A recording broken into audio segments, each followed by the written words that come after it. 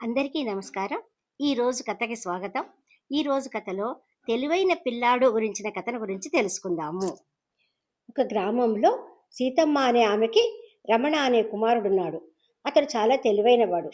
పైసలు తీసుకొని దుకాణానికి వెళ్ళాడు. ఆ దుకాణంలో లడ్డూలు జిలేబీలు చూడగానే నోరూరింది. ఎలాగైనా వాటినన్నిటినీ తినాలనుకున్నాడు. తన దగ్గర ఉన్న పైసలకు అన్నీ రావు అని తెలుసు. కాబట్టి ఉన్న పైసలు ఇచ్చేసి కొన్ని పొట్లం కట్టి ఇవ్వమన్నాడు. అలాగే చేశాడు. మిగతావన్నీ కూడా పొట్లం కట్టి ఇవ్వమన్నాడు. షాపు అతను అలాగే చేశాడు. అవన్నీ తీసుకుని వెళ్ళిపోబోయాడు. షాపు అతను డబ్బులు ఇవ్వమని అడిగాడు. అందుకు పిల్లవాడు నేను ఇవ్వను అన్నాడు.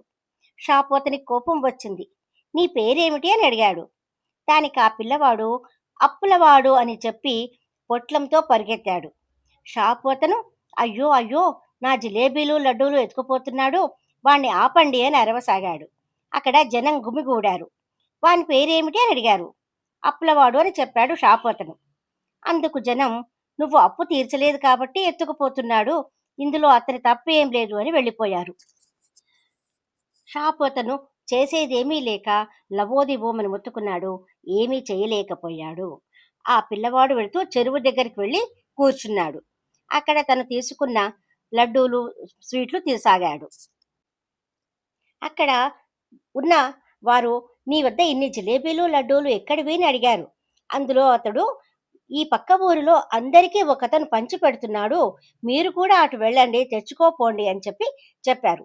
వాళ్ళందరూ అప్పుడు నీ పేరేమిటి బాబు అని అడిగారు. నా పేరు గాలిదేవుడు అని చెప్పాడు. అయితే నువ్వు మా బట్టలను చూస్తూ ఉండు, మేము వెళ్ళి జిలేబీలు లడ్డూలు తెచ్చుకుంటామని వారంతా పక్క ఊరి వైపు పరుగులు తీశారు. పిల్లవాడు తినడం పూర్తి కాగానే అక్కడ వాళ్ళు వదిలివేసిన బట్టలన్నిటినీ మూటగట్టుకుని అక్కడి నుంచి వెళ్ళిపోయాడు. తర్వాత వారంతా తిరిగి వచ్చి జరిగిన విషయం తెలుసుకుంటారు. అక్కడ బట్టలు ఏవీ లేవు, ఇక్కడ ఈ బట్టలు ఏమైనాయి అని ఒకరికొకరు మాట్లాడుకుంటూ ఉంటారు. ఒకరు కలిస్తే ఇక్కడ ఉండాలి బట్టలు ఏమైనాయి అని అంటే ఎవరో తీసుకెళ్లారు అంటారు. ఎవరతను అంటే గాలిదేవుడు అని చెప్పారు. మరి గాలి వస్తే బట్టలు ఉండవు కదా, గాలిదేవుడు గాలికి బట్టలు తీసుకువెళ్ళాడు అని అన్నారు. వారంతా కూడా అప్పుడు చేసేదేమీ లేక మిన్నకుండిపోయారు. కొంతకాలం తర్వాత ఆ పిల్లవాడు పెరిగి పెద్ద అయ్యాడు. ఒక నావను నడుపుకుంటూ నది దగ్గర ఉంటున్నాడు.